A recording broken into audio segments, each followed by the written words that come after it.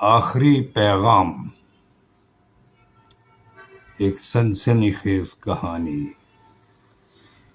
پرانے کراچی کی تنگ گلیوں میں ہوا سرد تھی۔ بارش کی خوشبو کے ساتھ ساتھ فضا میں ایک بے نام سا تناؤ بھی پھیلا ہوا تھا۔ سرمد، ایک خاموش دھیمے لہجے والا فورینزک اینالسٹ، آہستہ آہستہ چل رہا تھا، جیسے ہر قدم سوچ سمجھ کر رکھ رہا ہو۔ اس کی زندگی کی بنیاد ہل چکی تھی۔ 3 سال پہلے اس کے چھوٹے بھائی حمزہ کو قتل کر دیا گیا تھا، جسے پولیس نے ایک عام ڈکیتی قرار دے دیا، مگر سرمد جانتا تھا کہ یہ حادثہ نہیں تھا۔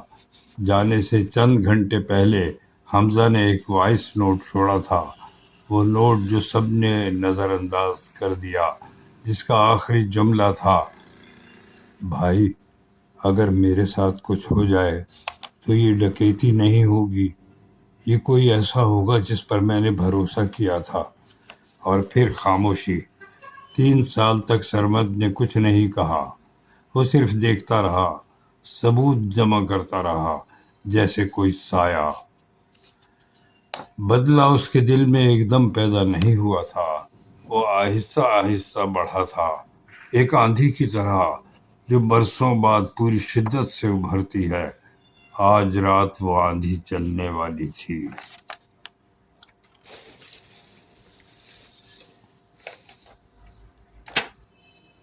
حمزہ ایک پرانی سیکیورٹی فرم میں تھا، جس کا مالک کامران ملک تھا، ایک بااثر بزنس مین، سیاسی تعلقات رکھنے والا، شاندار لباس اور برف جیسی ٹھنڈی مسکراہٹ والا شخص۔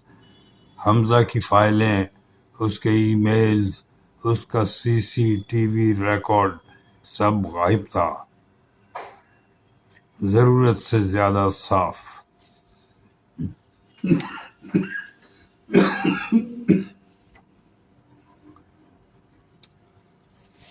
مگر سرمد کو ایک ٹکڑا مل گیا، حمزہ کے موبائل بیک اپ سے ایک خراب شدہ تصویر۔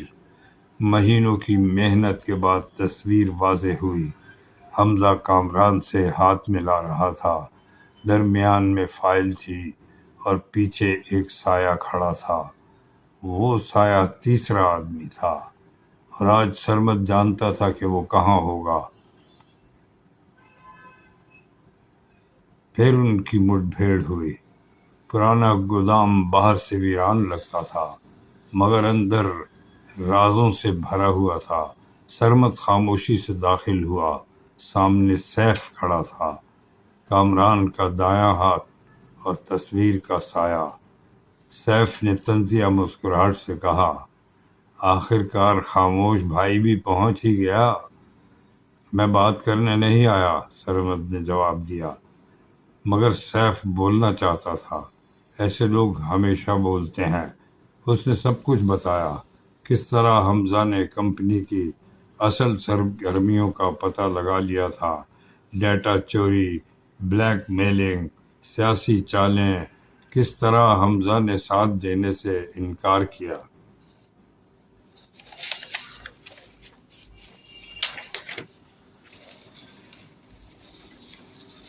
کس طرح کامران نے حکم دیا کہ معاملہ نپٹا دو۔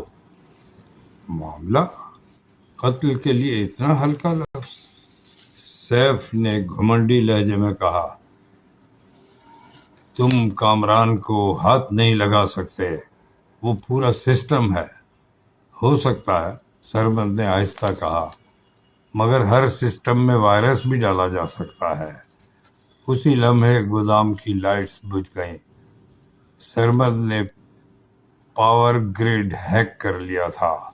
باہر پولیس کے سائرن گونجے، مگر وہ سرمد کے لیے نہیں آئے تھے، وہ سیف کے لیے آئے تھے۔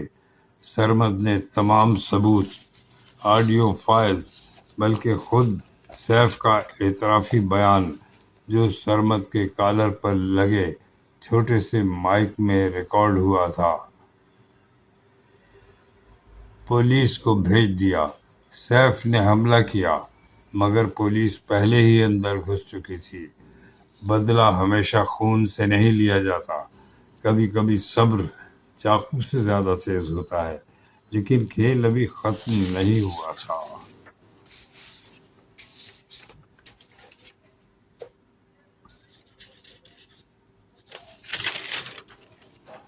اگلی صبح کامران ملک نے پریس کانفرنس بلائی۔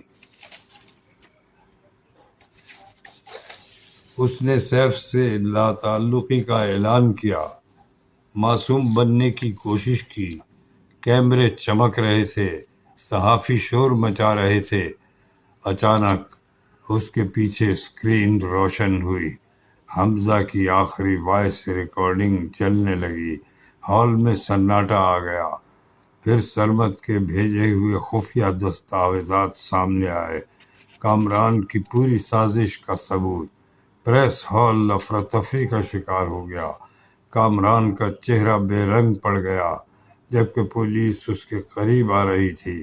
سڑک کی دوسری طرف ایک چھت پر کھڑے سرمد نے یہ منظر دیکھا۔ اس کے چہرے پر فتح کی خوشی نہیں تھی، صرف ایک خاموش درد۔